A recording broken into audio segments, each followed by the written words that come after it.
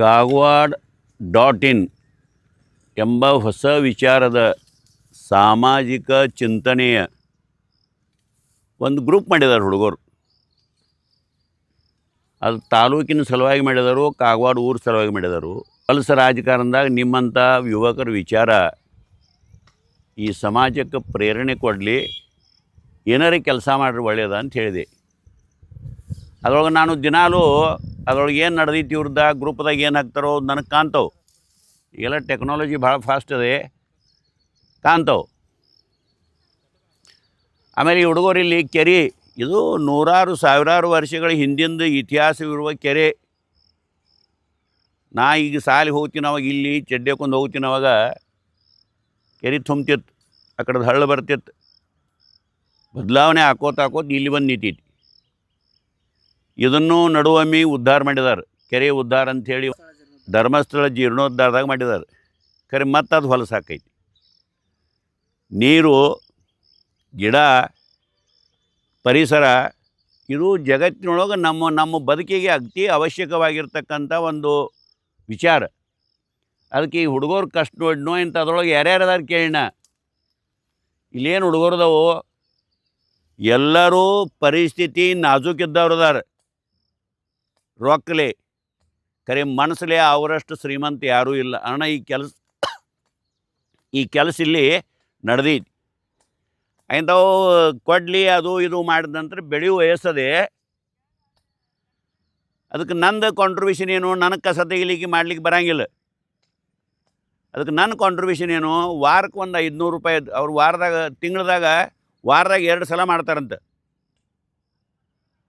ಒಂದು ಸಲ ಒಂದು 500 ರೂಪಾಯಿ 400 ರೂಪಾಯಿದು ಉಪ್ಪಿಟ್ಟ ಪೋಹೆ ಅದು ಇದು ಎಲ್ಲಿ ಮಾಡಿ ತಂದು ಅದನ್ನು ಅವರೇ ಎಲ್ಲಿ ಒಬ್ಬೊಬ್ರು ಮನ್ಯಾಗ ಮಾಡಿ ತಂದು ಇಲ್ಲಿ ನಡು ರೆಸ್ಟ್ ಇದ್ದಾಗ ತಿಂದ್ರಂದ್ರೆ ಅವ್ರಿಗೆ ಮತ್ತಷ್ಟು ಹುರುಪಾಗ್ತೈತಿ, ಅವ್ರಿಗೊಂದು ಸಪೋರ್ಟ್ ಮಾಡಿದಂಗೆ ಆಗ್ತೈತಿ. ಅನ್ನೋ ಸಲುವಾಗಿ ವರ್ಷ ಒಂದು 2,000 ರೂಪಾಯಿ ಕಾಂಟ್ರಿಬ್ಯೂಷನ್ ಕೊಡ್ಬೇಕು.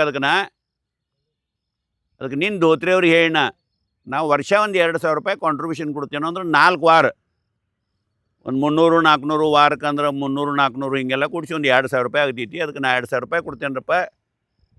ನನಗೇನು ಪೆನ್ಷನ್ ಬರ್ತದೆ, ಅದು ಸಮಾಜದ ಋಣ ಐತಿ ಅದ್ರಾಗ. ಅದಕ್ಕೆ ನಾ ಪೆನ್ಷನ್ದಾರದೇನೋ, ಅದಕ್ಕೆ ನಾನು ಒಂದು 2,000 ರೂಪಾಯಿ ಪ್ರತಿ ವರ್ಷ. ನಾನು ನಾಟಕ ಮಾಡ್ಲಾಗೇನು ಬಂದಿಲ್ಲ. ಯಾಕಂದ್ರೆ ಈಗ ಏನೈತಿ, ಎಲ್ರಿ ಆ್ಯಂಟ್ ನಡೀತಂದ್ರೆ ಫೋಟೋ ತೊಗೋದು ಸ್ಟೇಟಸ್ ಮೇಲೆ ಬಿಡೋದ, ಅಲ್ಲಿ ಬಿಡೋದ, ಇಲ್ಲಿ ಬಿಡೋದ, ಇದೊಂದು ಹವ್ಯಾಸ ಐತಿ. ಅದು ಹವ್ಯಾಸ ಯಾರಿಗೆ ಐತಿ ಅದು ಇರಲಿ. ದಯಮಾಡಿ ಇದೇನೊಂದು ಕೆಲಸ ನಡೆದದೆ, ಅತಿ ಉತ್ತಮ ಕೆಲಸ ನಡೆದದೆ. ಭಗವದ್ಗೀತೆಯೊಳಗೆ ಹೇಳಿದ್ದಾರೆ, ಫಲಾಪೇಕ್ಷೆ ಇಲ್ಲದೆ ಕರ್ಮ ಮಾಡಿದ್ರೆ ಈ ಬ್ರಹ್ಮಾಂಡ ಇಂಥ ವಿಚಿತ್ರ ಐತಿ, ಅದ್ಭುತ ಐತಿ. 100 ಪಟ್ಟ ಯುವಕರಿಗೆ ಯಾವುದೇ ಥರದಲ್ಲಿ ಆರೋಗ್ಯ ಕೊಟ್ಟರು ಅದು ದೊಡ್ಡ ಬಂಡವಾಳ, ಅದು ರೊಕ್ಕಕ್ಕಿಂತ. ಅದಕ್ಕೆ ಅವ್ರನ್ನ ಅಭಿನಂದನೆ ಹೇಳೋದು, ಮತ್ತೊಂದು 2,000 ರೂಪಾಯಿ ಕಾಂಟ್ರಿಬ್ಯೂಷನ್ ಕೊಟ್ಟು ಹೋಗೋದು ಅಂತ ನಾ ಬಂದೀನಿ. ಈ ಹುಡುಗರು ಏನು ಮಾಡ್ಕೋದವು, ಅದಕ್ಕೆ ಬೆಂಬಲ ಕೊಡ್ರಿ, ಸಹಜ ಬಂದು ಯಾವಾಗಲೂ ನೋಡ್ರಿ. ಇದಕ್ಕಿಂತ ಆನಂದ ಬೇರೆ ಅದ್ರಾಗಿಲ್ಲ ಅನ್ನೋದು ನನ್ನ ಅನಿಸಿಕೆಯನ್ನು ಹೇಳ್ತಾ ಇದ್ದೀನಿ. ಇದರ ಜೊತೆಗೆ ಯುವಕರು ಅಲ್ಲಿ ಬರ್ತ್ಡೇ, ಇಲ್ಲಿ ಫೋಟೋ, ಅದು ಇದು ಮಾಡ್ರಿ, ಅದನ್ನು ನಮಗೇನಾದ್ರೂ ಬಗ್ಗೆ ವಿರೋಧಿಲ್ಲ. ಅದನ್ನು ಸಮಾಜದ ಚಿಂತನೆಗಾಗಿ ನೀರು, ಗಿಡ, ಇಲ್ಲಿ ಮ್ಯಾಲೆ ಗಿಡ ಹಚ್ಚಿದಾರೆ ಅಂತ ಹೇಳಿದರು.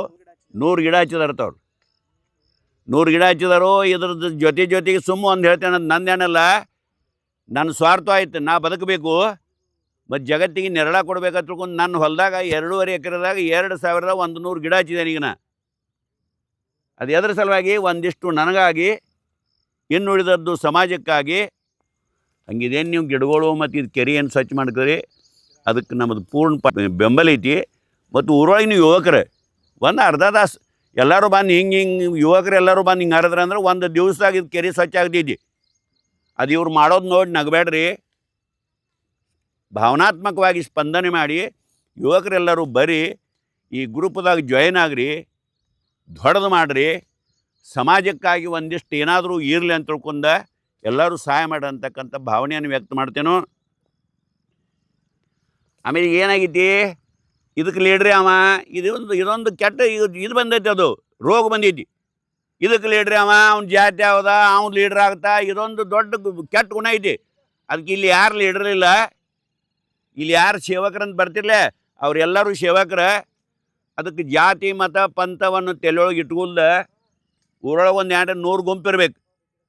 100 ಗುಂಪದವ್ರು ಎಲ್ಲರೂ ಒತ್ತಟ್ಟಿಗೆ ಬಂದ್ರಿ. ನೀರು ಯಾರಿಗೆ ಬೇಡ? ನೀರಿಲ್ಲ ಅಂದ್ರೆ ಯಾನಿಲ್ಲ, ಗಿಡ ಇಲ್ಲ ಅಂದ್ರೆ ಶ್ವಾಸೋಚ್ಛ್ವಾಸ ಇಲ್ಲ, ಅಂದ್ರೆ ಸ್ಮಶಾನ ಐತಿ. ಇದೆಲ್ಲ ಜಗತ್ತೆಲ್ಲ ಗಿಡಗಳಿಲ್ಲ ಅಂದ್ರೆ, ನಿಸರ್ಗ ಇಲ್ಲ ಅಂದ್ರೆ ಎಲ್ಲ ಶೂನ್ಯ ಐತಿ. ಅದಕ್ಕೆ ನಿಸರ್ಗಕ್ಕೆ ಸಾಮಾನ್ಯವಾಗಿ ಎಲ್ಲರಿಗೂ ಉಪಯೋಗ ಆಗತಕ್ಕಂಥ ವ್ಯವಹಾರಗಳೊಳಗೆ ಎಲ್ಲರೂ ಸಹಭಾಗಿ ಆಗ್ರಿ.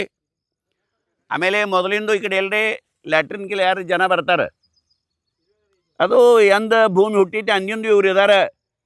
ಅದಕ್ಕೆ ದಯಮಾಡಿ ಹುಡುಗರು ಸ್ವಚ್ಛ ಮಾಡ್ಕದವು. ಈ ಕೆರೆ ಸುತ್ತಮುತ್ತ ಯಾರೂ ಹೊಲಸು ಮಾಡಬೇಡ್ರಿ.